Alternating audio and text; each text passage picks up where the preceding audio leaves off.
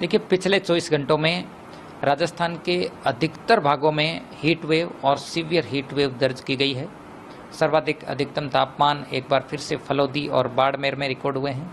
सबसे ज़्यादा बाड़मेर में देखें तो 49.3, इसके अलावा फलौदी में भी 49.4 डिग्री मैक्सिमम टेम्परेचर रिकॉर्ड हुआ है।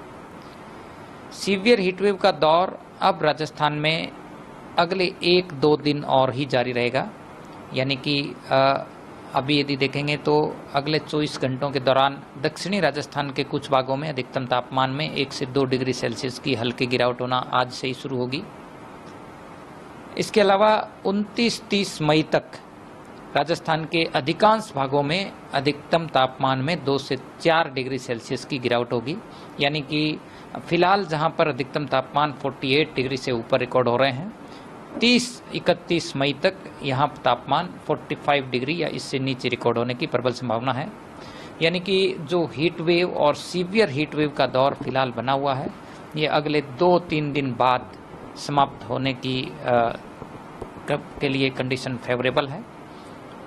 इसके अलावा 31 मई से एक नया पश्चिमी विक्षोभ सक्रिय होगा और राजस्थान के उत्तरी भागों में, खासकर शेखावाटी क्षेत्र और आसपास के जो नॉर्दर्न पार्ट्स हैं, यहाँ पे दोपहर बाद थंडरस्टॉर्म एक्टिविटी, डस्ट स्टॉर्म, तेज हवाएं और कहीं कहीं हल्के दर्जे की बारिश होने की संभावना है।